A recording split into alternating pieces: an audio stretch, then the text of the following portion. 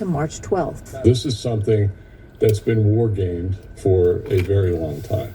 There was probably some policy thinking that based on the weakness of the Iranian regime, that they would not resort to shutting down the Straits of Hormuz.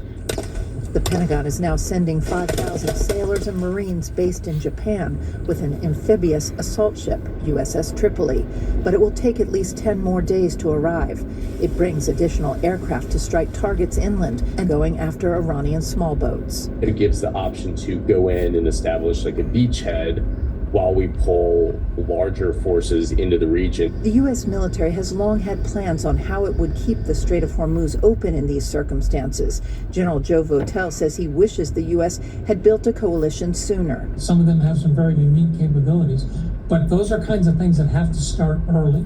We have to bring them into this and then try to meld that all into this coalition. Some question why the Marine Expeditionary Unit was not deployed earlier to the Middle East, since CENTCOM warned that Iran could close the strait if threatened.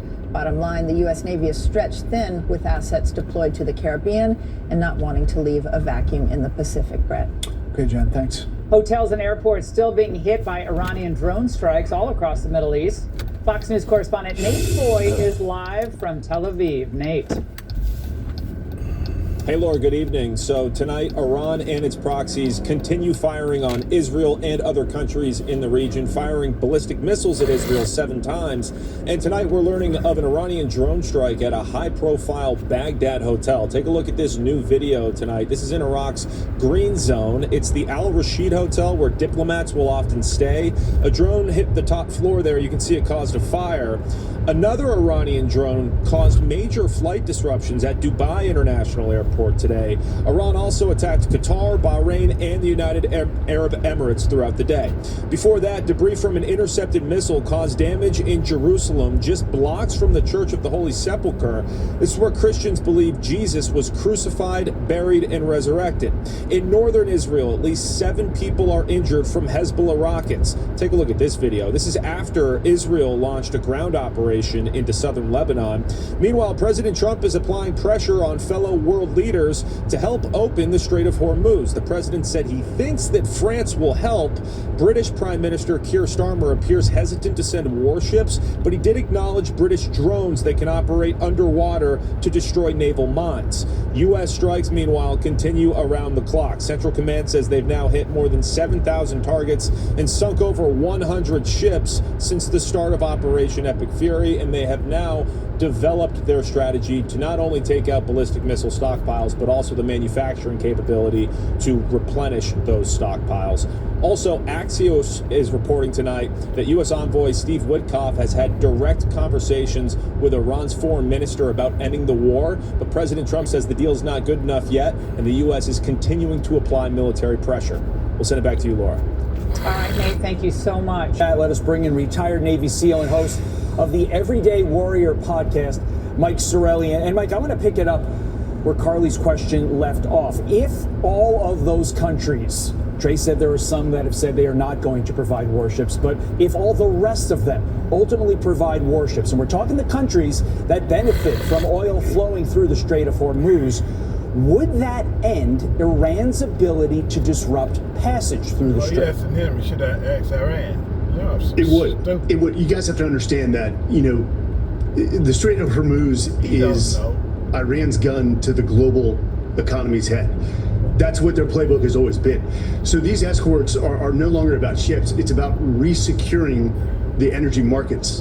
And so it behooves not only the United States, but it behooves every country to provide these escorts to bring stability to the global markets. That's the whole intent. Yeah, so Mike, dive into that a little bit further for us tactically. What do you think the next steps should be to secure the Strait of Hormuz and restore what you said, global security, back to the world economy? Great question, Carly. So, we've got to go back to long-standing Given the arguments people bring to Scott Jennings, it's remarkable how patiently he responds every time. There's an argument to be made that red state voters, women, or white voters could be just as... I know, you think they're dumb too, don't you? You should be thinking about your constituents or your... Yeah, I think they're smart enough to figure out how to register to vote. Hold on. Most Americans don't have a passport. Many Americans don't have access to their birth certificate. Many women, a majority of women who change their names for marriage have to provide additional proof that they've changed their names in order to register to vote. I have heard Democrats Scott, why don't you actually respond to the substance of what I'm saying? I am, and as the substance opposed is to this. making this about something that it's not. You're saying, it's not just about voter ID, married it's women, also about black who has voters, access and rural people to... are too stupid to figure out how to register to vote. This is fear-mongering. Given the arguments...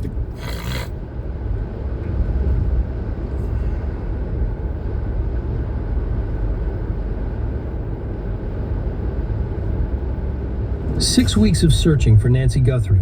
6 weeks.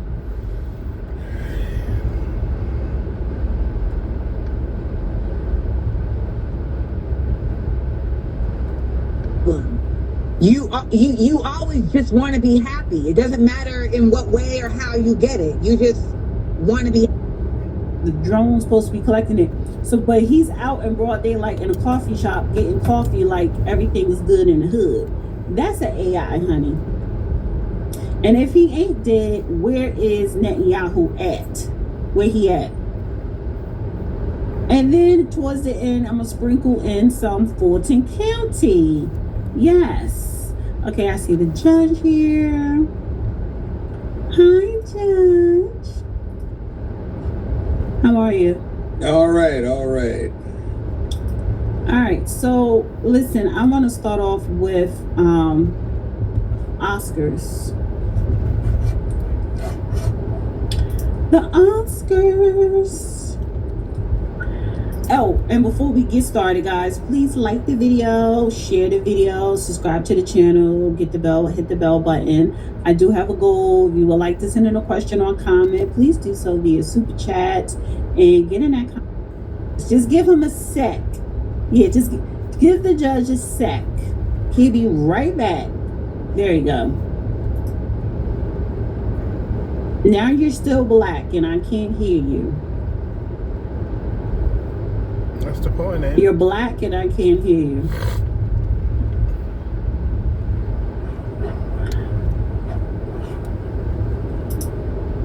Give him a sec, guys.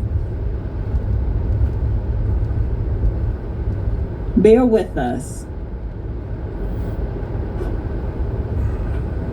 So like I said, listen, if you guys have comments or questions, it'd be appreciated if you could send it via super chat. Like this video, share this video, and get in that comment section. Just give the judge a second. Somebody must have called him. That knocks him right off. Or you find another way to go. I'm never gonna be on the I'm just happy that they like me bandwagon after the other. One battle after the other, one after another, one best picture. I rest my case. If it went for best director, out skill. The Oscars shouldn't even exist. Okay? They shouldn't even exist because the fact that there is any award show for performances is beyond my scope of beyond the people who are actually doing the performances is beyond my scope of comprehension. It should all be participation trophies. And at the end of the day, the only ones that get to be involved are because they are at a certain monetary threshold. That's it. So we're now watching award shows that are based on creations that met a certain monetary threshold. That's what this is. That's what this is. And if it doesn't meet this threshold, it's not even considered important or valuable. That's what they've taught us. Like for a certain amount of time, like yes, that made sense. We're too far down the line. We're too far deep in the mud, and we know too much to be still doing this. It's like people going to the Met Ball. Like really? You going to the Met Ball in 2026? I can't take this. Can you switch this off? That's all I can take it at. All right, it was the end anyway. Good. So I'm sure she's a charming lady, but that ain't my thing.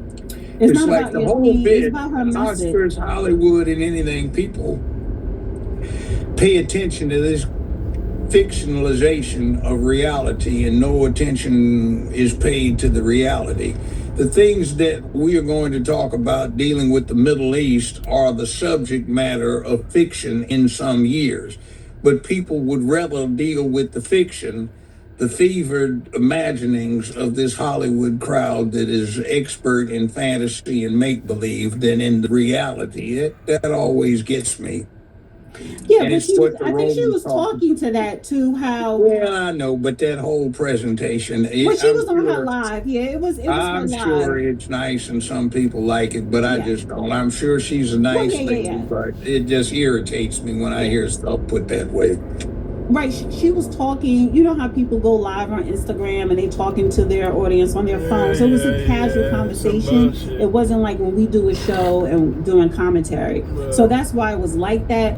But I just wanted to highlight she is an actor in Hollywood, part of SAG, like yourself, and basically saying, you know, why do you fall into this trap of this idea of the Oscars and being accepted by the Oscars? However, when Michael B. Jordan did his post Oscar press conference, you know, they go backstage and they speak to the press and take questions. They did ask, it was a reporter that did ask him, you know, how do you feel when people tell black actors you shouldn't focus too much or want the approval of the Oscars, like it shouldn't matter? Yeah, I agree with that statement. That's a correct statement. If you sit there and depend on what everybody else has been doing to jump on the bandwagon, you do nothing inventive and it's all stale and boring. And then when somebody comes up with a bright idea, the rest of them jump on that same wagon and try to get a free ride by copying it. So, you know, that's Hollywood. Let me see. Question for in the room. Did you hear that? The question from the 16? Yeah. Okay, I mean, Wait, good what was actor or whatever it is, but Nathan J. Lee from the Los Angeles Sentinel. Michael, you make us proud, bro. Thank you, bro. Thank you. Thank you. Nathan Hale Williams, a fellow screenwriter, recently said in a video on Instagram, please stop telling black people not to desire Oscars. As someone who just won tonight, what does this recognition mean to you and to other writers coming up? Man, I feel like it feels timely. You know, I feel like I said before, I'm here because of the people that came before me. You know, Sidney and Denzel and you know, Halle Berry, and Forrest, and you know,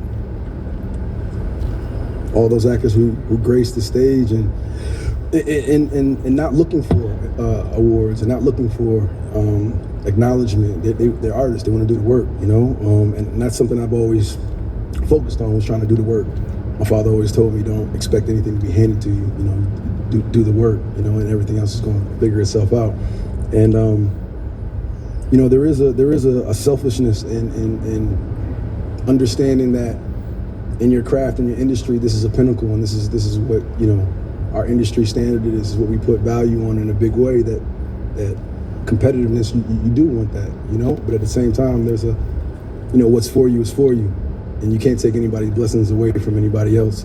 So I'm just like walking my path, man, and just trying to be locked in. So I would encourage other actors and other, you know, artists, no matter what their, you know, their medium is to try to keep that in mind and be honest and truthful, and just, you know, do you know, dream big, man. You know, dream big and be kind, bro. Be honest. I'm really big on like pouring into the universe, and the universe is gonna pour back into you. And so, you know, the Romans used to think that theater was useless unless it pushed something that promoted the purposes of Rome.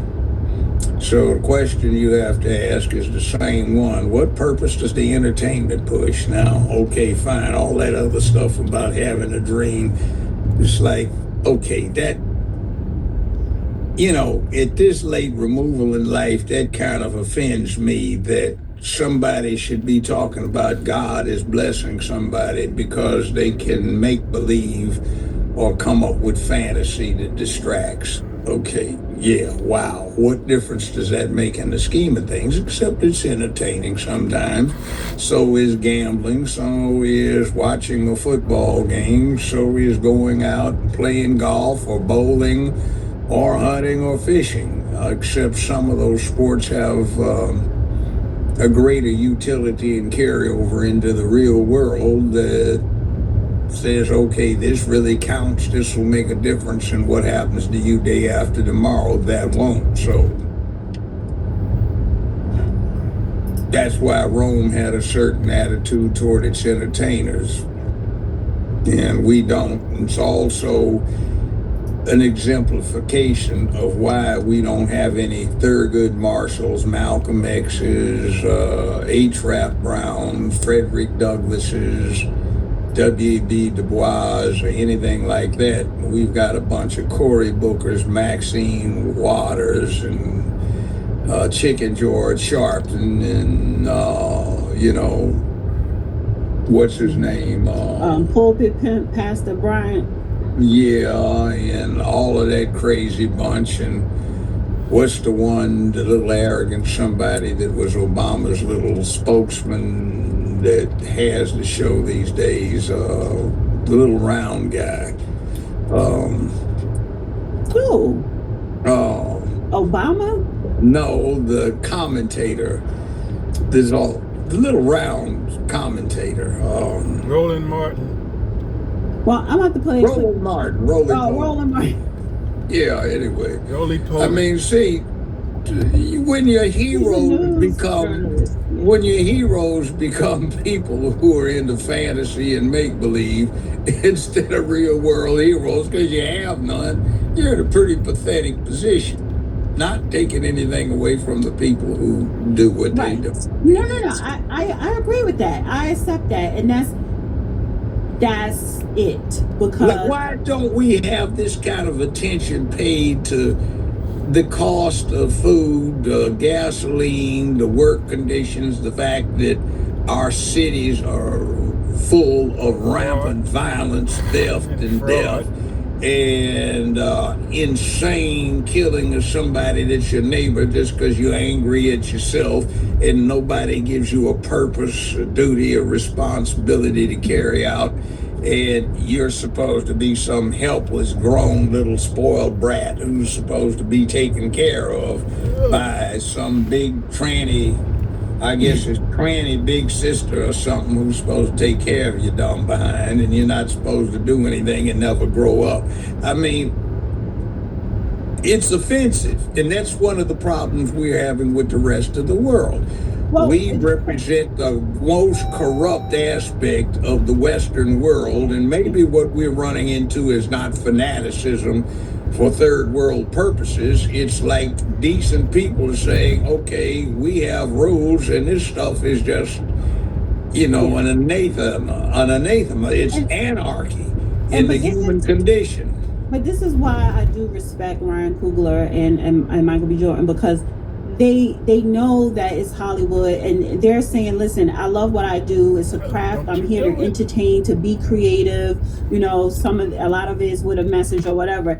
They're not trying to be a savior for Black America or, someone of role models. They're basically saying, they're going to conduct themselves as men, respectful men, and just work hard. But it seemed like when you look at the media and all the outside noise, Hollywood itself, they make this fantasy narrative that is basically bullshit, you know. So to your point, and this is why I wanted to play the Amanda Seales, even though, you know, it was kind of drawn out.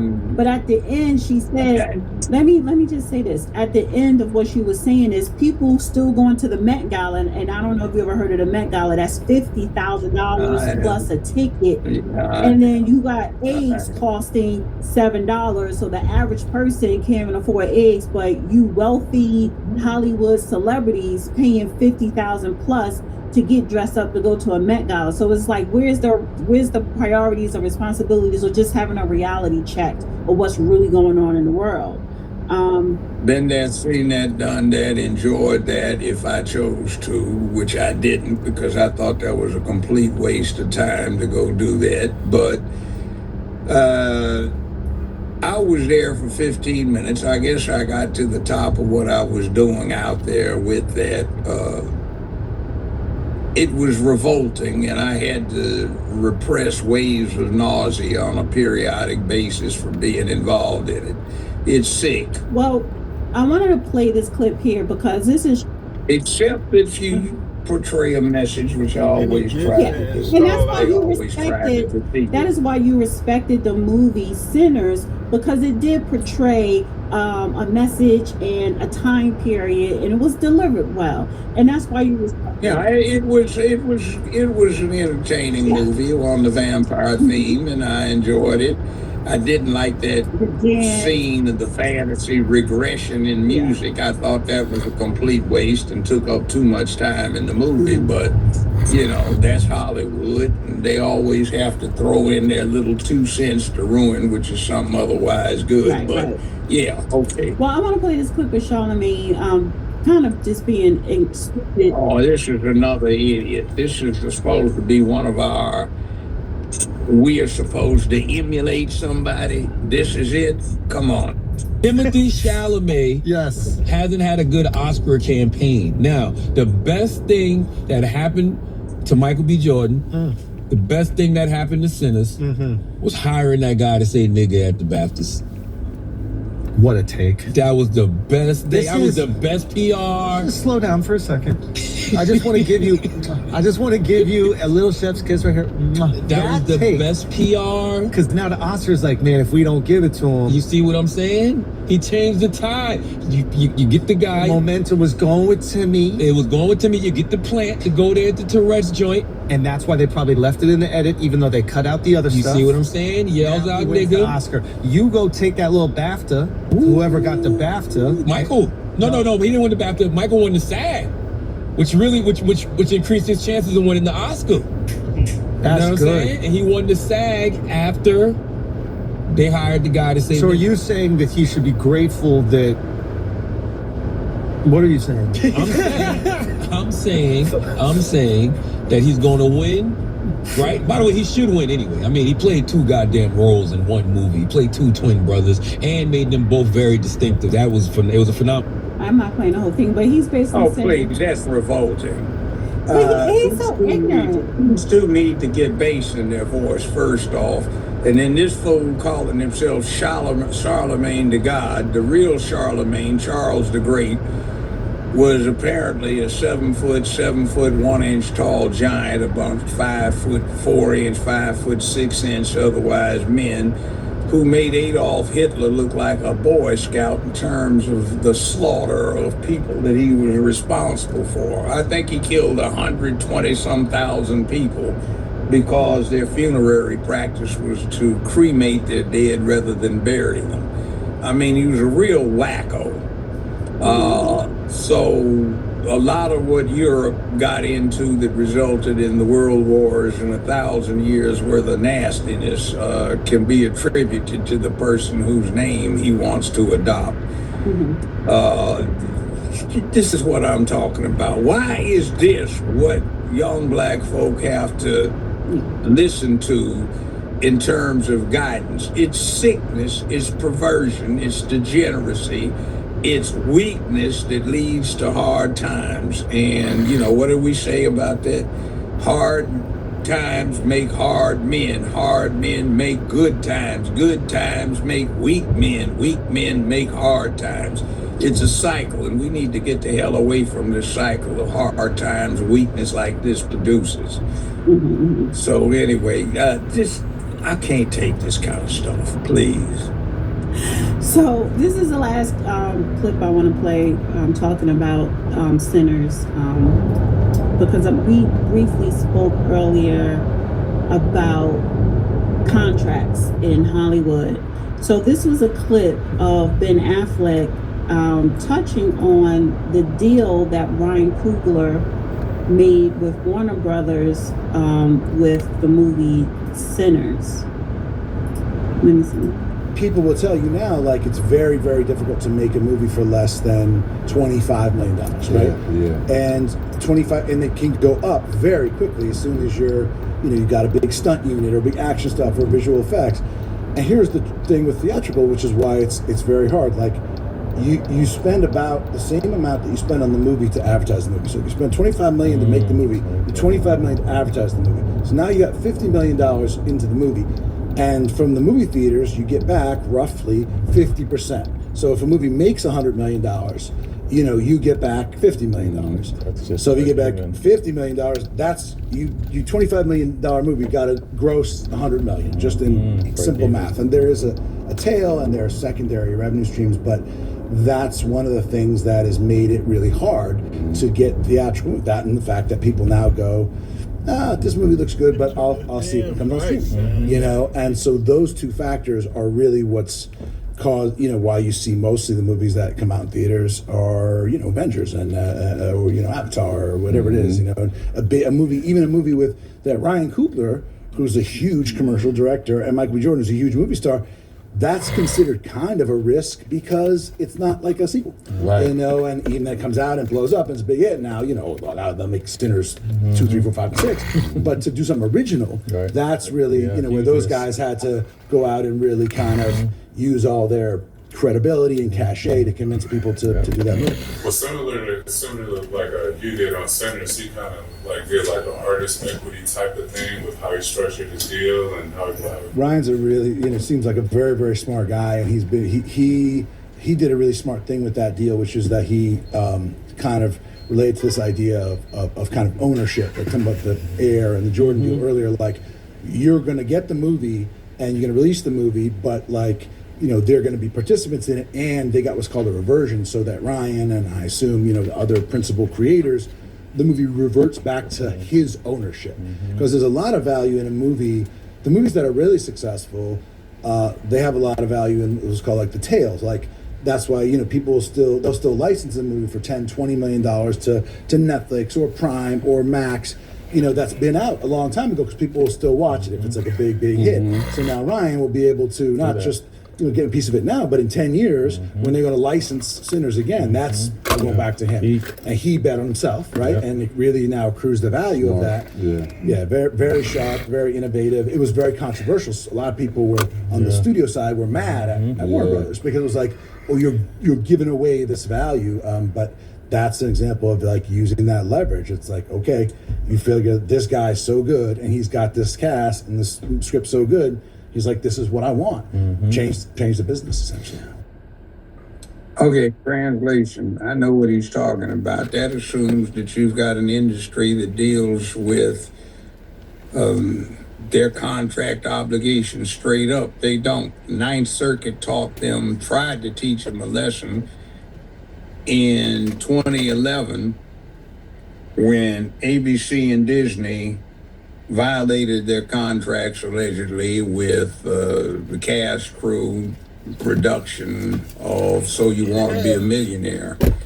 The plaintiffs initially asked for about $8 million in damages. They kept winning, and the industry kept putting them off. So adding punitive damages and other stuff in there with the interesting thing is this industry singularly fails to understand the first operative principle of American contract law, :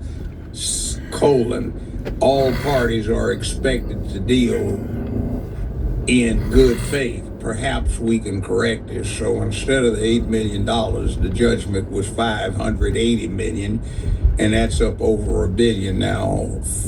15 years later with interest, which is why we had Wakanda and the Black Panther and all of that, so they could appeal to Negroes to give them box office so they could get the cash flow to pay down the interest before the plaintiffs got to levy World and ABC properties all over the country. Now, if you want to see how bad this is, next time you go to a movie, at the very beginning, pay attention to all of the studios that are involved, because this $50 million tab up front, most studios can't afford it because they don't have cash on hand, though they have cash flow. They've got reciprocity credit and all this other stuff. So you'll see 4, 5, 6 studios involved in a big movie. Now, what is going on is it's going to depend upon the good faith of Hollywood, of which there is practically none at all. So it sounds like a very good deal, but the actuality is you're going to have to put together probably in 10, 15 years about $250,000 to conduct an audit. Hopefully you had the right to inspect the books, but hopefully it wasn't just after 1 year, where they usually write that in as a provision. Hopefully you won't have to go in for an interminable lawsuit that takes 10 years, 9 years, 7 years to resolve, trying to get your money, because they'll cheat you and try to bookkeep themselves out of having to pay out.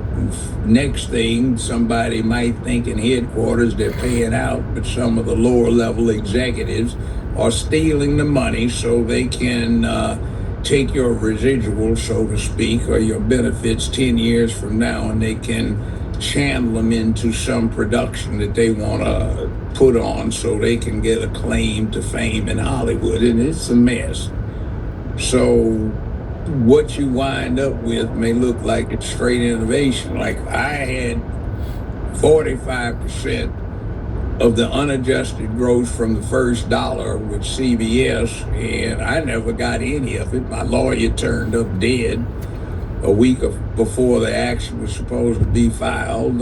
We had put money up for the audit and everything else and cost, and he turned up dead, and I got a refund check, but you know, that's been years ago, and that was quite a few $1 million they were trying to cheat me out of. And right now, because I'm kind of blackballed, I got to go through all kinds of changes to get residuals from these shows that they keep showing on YouTube and other venues. But see, that's the thing. Yeah, but see, this is why they're on YouTube or Facebook, because you don't get residuals for that, because that's not a network. If they're not playing your shows on ABC or CBS on regular TV, because they, like you said, they don't want to pay you, because they know they're going to have to pay you once they start playing your old show. I put this in because I am a lawyer. I had my agent put this in. Wherever in the universe they're playing on any venue, if there is any proceeds received for any purpose, cause, or whatever, they owe me. And then the other thing too is, in all this time, they have yet to pay me one dime for the residuals due for ABC, and CBS rather, in Europe, where they are playing it 6 times a day up until fairly recently. So that's another lawsuit situation. So they're just filthy crooks. They giggle about backstabbing each other and sit on leather couches and rub on each other's knees, and you're going, what the hell is that? While they're sipping on Chablis and nibbling little wafers and cheese. Let me ask you this one last question on the Oscars before we move on. Is the Oscars so racist, or is it more? It's not racist, it's gay. Okay, so it's freaky. I said you can go there. Like, for example, I got nominated for 3 Emmys, never won one. The last time I got nominated, the Emmy went to a show that had been on for 3 weeks before it got canceled, and I've been on for 13 years at the time. Yeah. But you're saying gay, is it freaky? It's more freaky. What it is they have taken over, and they reward their friends for what they think are innovations It's like Moulin Rouge, one of the most boring, dull, trivial, stereotype pieces of garbage I've ever seen. The traffic on who got what in the week before, who got all of the awards for best movie and best script, it was garbage, but they were rewarding themselves. This guy's been chugging along for a long time, so we want to make him feel good. I see what you're saying. All right. And the whole thing is scripted. I've been to Oscars before. And You've been to the Oscars or the Emmys? Because you're on TV. I've been to the Oscars. In fact, I had an interesting thrill. My late former mother-in-law told me she was so proud when Jet Magazine had me and Frida Payne going to the Oscars, and my mother-in-law opened up 6 copies of Jet Magazine and put them down on the table at her beauty salon, and she said she forgot about her daughter who walked in and picked up the magazine, and at that time we were divorced, and the daughter went off and got crazy about the whole thing, but I enjoyed the moment. I'm pretty sure you did. All right, so let's go yeah, to... it was thrilling. That was Let's go to Iran, and guys, please like, share, donate. So F1, Formula One has canceled 2 races, so there's no races in the month of April, Bahrain and Saudi Arabia because of Iran. Let me play this clip here. Well, we can bring you an update on what I was just discussing with our sports correspondent Rob Harris, and how the conflict and the war in Iran is having making its impact felt on sporting events as well. Well, Sky Sports News understands that the Bahrain and Saudi Arabia Grand Prix will not now go ahead. Safety is the paramount concern of Formula One and the FIA, and the situation in the Middle East has not improved in recent days. Official confirmation of this decision is expected in the next 48 hours. Both F1 and the FIA have declined to comment on the matter. So Sky Sports News understands Bahrain and Saudi Arabia Grand Prix will not be going ahead because of the war. So,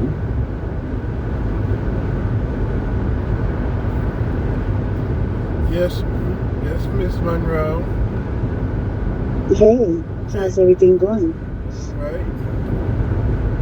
Where you at? I'm still on my way. Oh yeah? Yeah. What's on You dropped something on the floor here in the garage. What? A white envelope. It says $100 or two something. $226 and so what is these things up? Is this what's the name in there? It's an envelope with $100 in it. Oh, I don't know. It says hundreds of dollars is written on it. Your handwriting. It's a white envelope. Is that it was on the floor. I put it on the pool table. Okay. I dropped my money. You drop your money? Yeah. You got some money in there? Yeah. Bless you. Thank you. So that's not really a test, babe. Sorry. It worked. That one didn't. It didn't really. I knew I was going to get this call. I've been waiting up. God damn, she ain't saw it yet. Yeah, see? You thought you was going to get the call sooner than you got it. Well, I got it. Mm-hmm. Feel good? Feel good? Yeah. Time for you to get some payback, huh? Because all day yesterday I was up in this mofo, back and forth, and you telling me that was on the floor all that time. I've been waiting on you to go out there.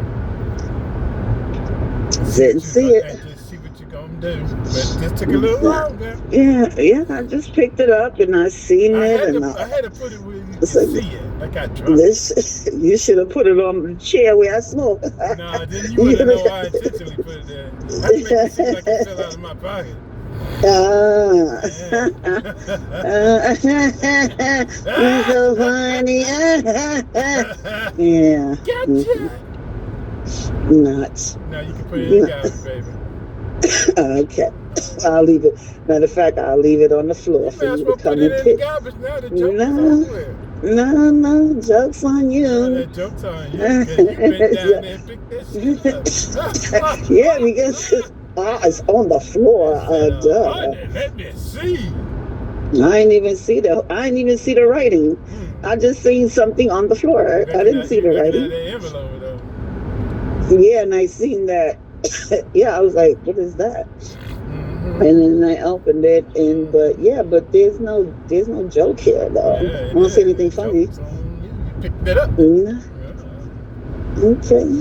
The joke's on you. Then you peel it open. Got what you looking for. Which was what? Because I wasn't looking for anything. Then why you opening it? Why you opening it? Because it was on the floor. Okay, and then it said money in there. I'm like, now this don't feel like no damn money. And I open it up, and it's tissue and gloves. The fuck? Let me call this nigga right here and tell him about his goddamn money he left on the floor.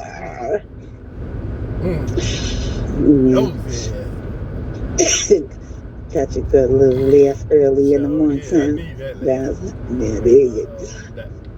That's what I'm talking about. And I'm going back to bed.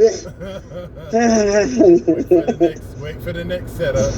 Yeah, bring it on. Bring it on. I turned the heat on and I unplugged the heater.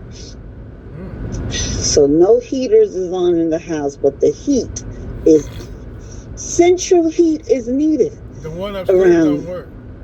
I ain't touch nothing upstairs because heat rise. Okay. So all I got to do is put it on downstairs and it'll start coming upstairs. Okay. No worries, no problems. Okay. And if I'm colder in my room, see, I'm going to be a little bit colder in my room because my window, because I'm at the window. And you let that heat go right out the window? No wonder my bill was $300. Why? Because why? The bill was $300. Well, what that had to do with me? Because you letting the heat go right out the window. What window? The one you just said you opened. No, there's no window open. I said I'm sitting. It's colder for me because I sit by the window. Oh. The window's not open. Okay. Now take it back. Watching your ass. Don't be watching me. Maybe that's why. Anyway, enjoy the rest of your morning. Talk to you later. Love you. Love you. Love you. Bye-bye. See you later. Yeah. For a nose and ass.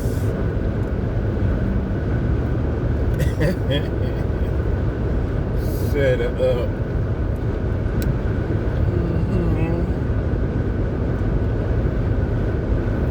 Disrupted my damn guy.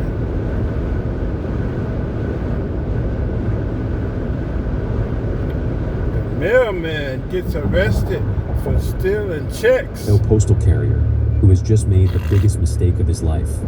And in less than 10 seconds, he'll be handcuffed in the back of a police car thinking about that mistake. Wait, what? I've been here 26 years. We found the phone, Mr. Holloway. You don't understand. I have a family. Turn around. Hands behind your back now. I never hurt anyone. I just took pictures. I just took pictures. That's what he kept repeating as they put him in handcuffs. 23 years delivering mail on the same route. He knew every family by name, waved at their children, and accepted their holiday tips. I just took pictures. 3,412 of them. Every personal check that passed through his hands for 6 years. Photographed, cataloged, and sold to a fraud ring operating out of a storage facility 40 miles away. He stole almost $2 million. 719 victims across a single zip code. Exposed bank accounts. Destroyed credit scores. IRAs drained. And families who lost their homes to foreclosure because the mortgage payments they mailed every month never arrived. The Postal Inspection Service would later describe this as one of the most systematic mail theft operations in Ohio history. Before we go further, have you mailed a check in the last year? Have you ever had a payment go missing and been told it must have gotten lost in the system? Let us know in the comments. And subscribe to the channel. We cover similar cases like this every week. Born on March 3rd, 1972, Terrence Holloway lived in a 2-bedroom apartment above a hardware store in Trotwood, Ohio, as the oldest of 3. He shared a room with his brother until he turned 16, worked at a Kroger bagging groceries from the age of 15, $4.25 an hour, gave half to his mother for rent. He graduated from Trotwood Madison High School in 1990. His grades were average. His attendance was perfect. His senior yearbook quote read, "Work hard, stay steady, good things come." The good thing came in 1994. A cousin who worked at the Dayton, Maine post office told him they were hiring. Terrence applied on a Thursday, took the civil service exam 3 weeks later, passed on his first try with a score of 87. Started as a part-time flexible carrier at the Kettering branch on September 6, 1994. Starting pay, $11.40 an hour. Benefits after 90 days. Pension after 20 years. It was more money than his father had made at the plant. More security than anyone in his family had ever known. His supervisors noticed him early. The evaluations from those first years still existed in his personnel file when investigators pulled it decades later. Punctual and dependable. Demonstrates strong route memorization. Interacts positively with residents. Low maintenance. Works independently without issues. In 1999, Terrence Holloway was converted to full career status. In 2004, he was assigned to Route 119, a loop through the Southdale and Lincoln Park subdivisions in Kettering. 462 delivery points, 11.8 miles, 312 households where families had lived for generations. The houses on Route 119 weren't mansions, but they weren't apartments above hardware stores either.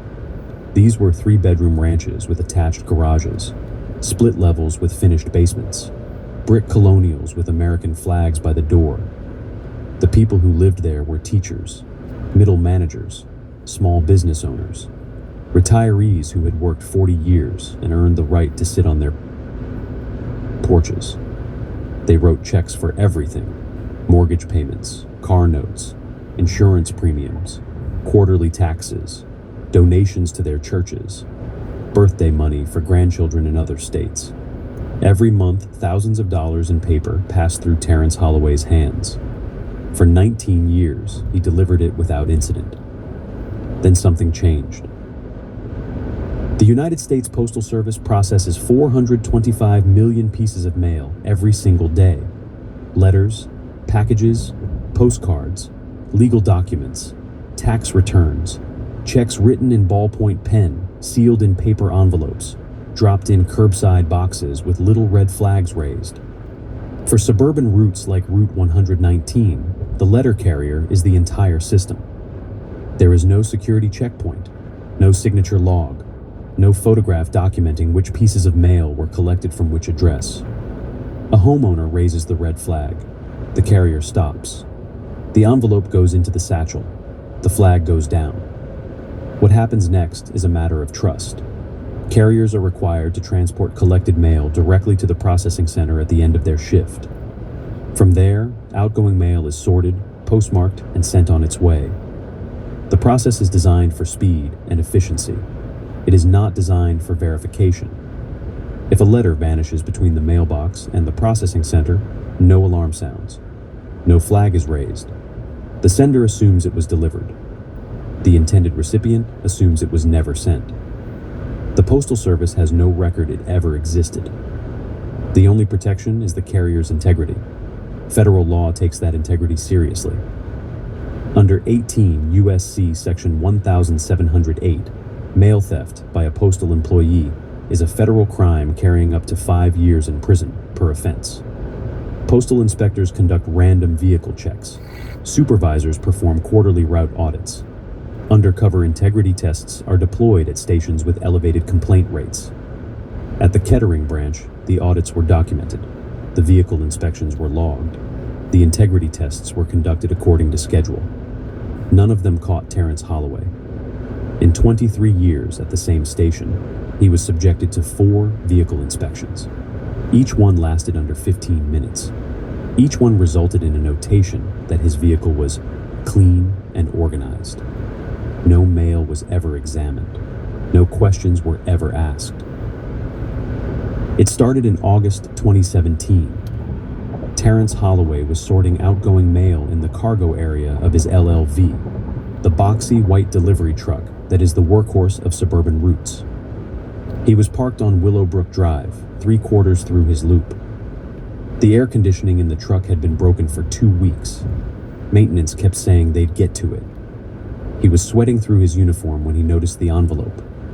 Hand addressed, purple ink, a birthday card, obviously. Addressed to a woman in Arizona from a house on Willowbrook he'd been delivering to for 13 years. The Hendersons, retired school teacher and her husband.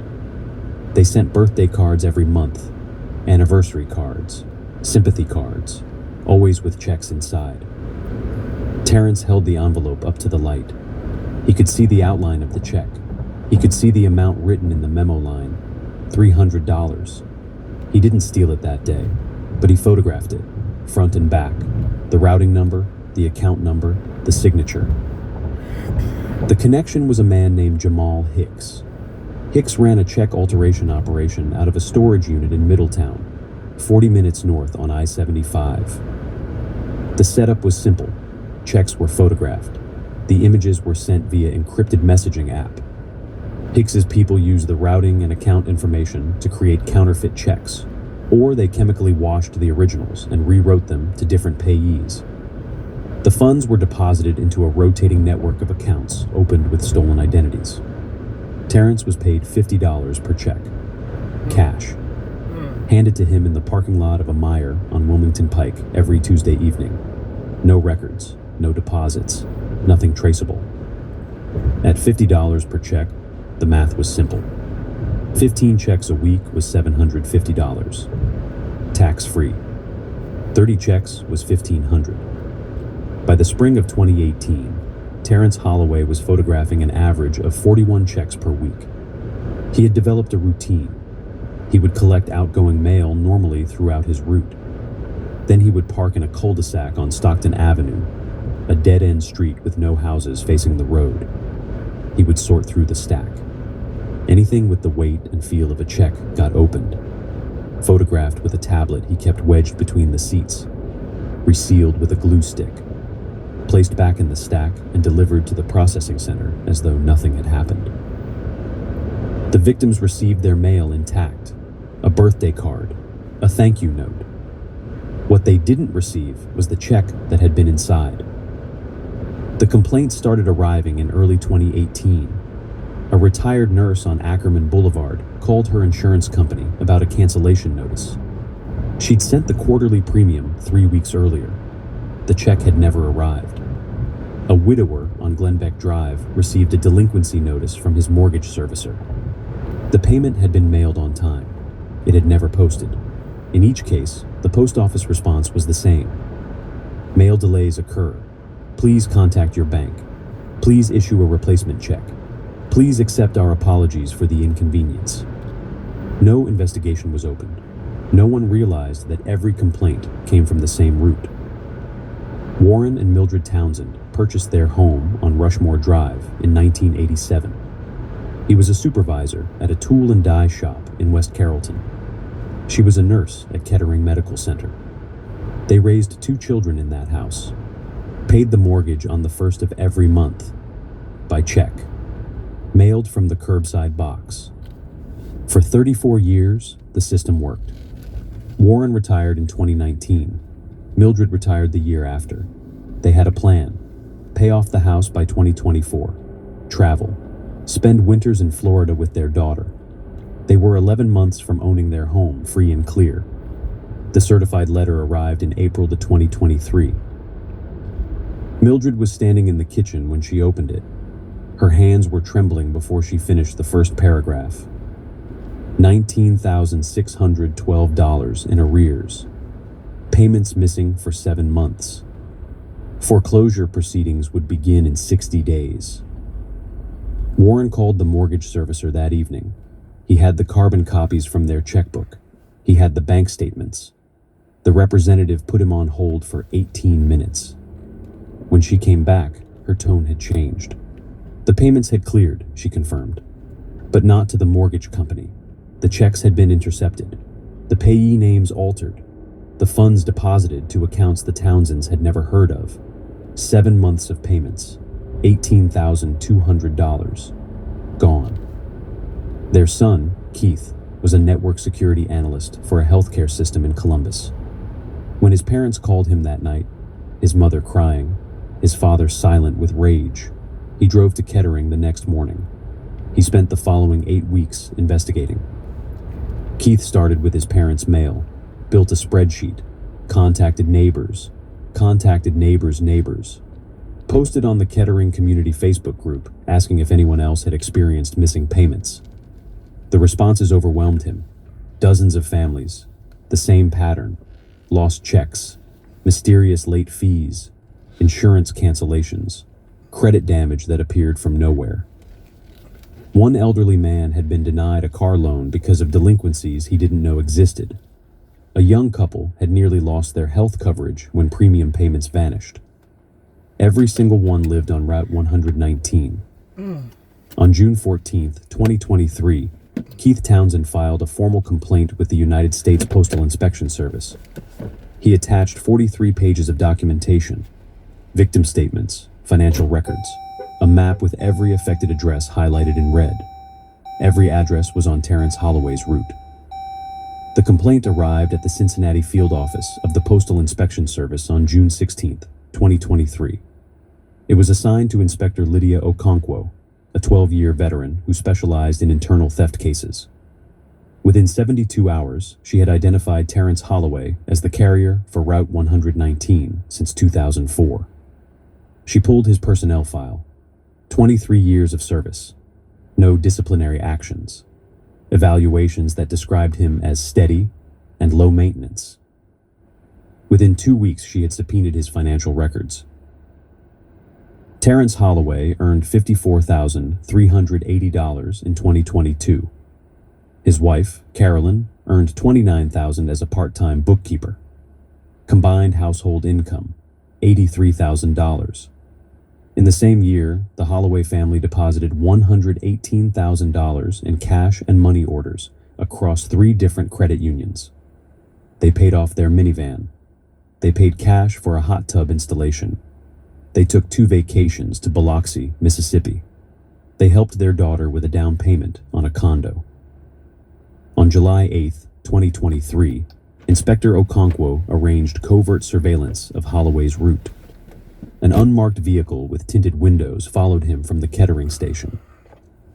At 1:23 p.m., Holloway parked his LLV on Stockton Avenue, the dead-end street with no facing houses. The vehicle's cameras captured him opening envelopes, photographing contents with a tablet device, resealing and restacking. On July 19, 2023, federal agents executed a search warrant at the Holloway residence on Smithville Road in Trotwood. In the garage, on a shelf behind a case of motor oil, they found a Samsung tablet. The tablet was synced to a cloud storage account. The account contained a folder labeled Route. Inside were 3,412 photographs of personal checks. The metadata spanned October 2017 to July 2023. 6 years of systematic theft, documented in high resolution. Routing numbers, account numbers, signatures, memo lines that read, "Happy birthday," and property taxes Q3, and mom's assisted living, July. The tablet also contained a messaging app with encrypted conversations. The other party was later identified as Jamal Hicks. Holloway, February 11, 2022. 14 today. One was almost 5,000. Estate settlement. Hicks. Beautiful. Tuesday, same place? Holloway. Always. Holloway.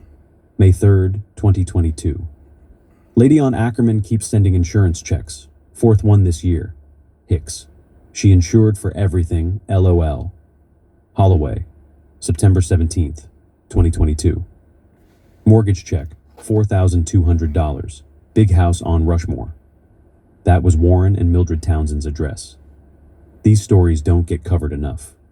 If you want to see accountability for people who violate public trust, hit subscribe and turn on notifications. The next part of this story is something you need to hear. On the morning of July 21st, 2023, Terrence Holloway reported for work at 5:45 a.m. He parked in his usual spot, walked through the employee entrance, poured coffee from the break room pot, began sorting the day's mail at his station. It was a Friday. His route was lighter on Fridays. Inspector Okonkwo entered the building at 5:58 a.m. She was accompanied by 2 postal police officers. Terrence was holding a stack of magazines when they approached. He turned slowly. Terrence Holloway? That's me. He set the magazines down. Something wrong? You're under arrest for mail theft and conspiracy to commit bank fraud. Turn around and place your hands behind your back. He didn't turn. He stood there, motionless. His eyes moved to the other carriers in the staging area. 3 of them were watching. People he'd worked with for 2 decades. Listen, his voice dropped. Listen, you don't understand what's happening here. I've been doing this job for 23 years. 23 years. No complaints, no problems. You can ask anyone. We recovered the tablet, Mr. Holloway. We have the photographs. His face changed. The color drained out of it slowly, like water seeping from a sponge. I never took anything. I never cashed a single check. All I did was take pictures. We know. He looked at the floor. His shoulders dropped. His hands began to tremble. Do you know what this job pays? Do you know what it costs to live anymore? My daughter's student loans, my wife's medical bills. The house needs a new roof. You don't understand what it's like. Turn around, Mr. Holloway. I just wanted to give my family something better.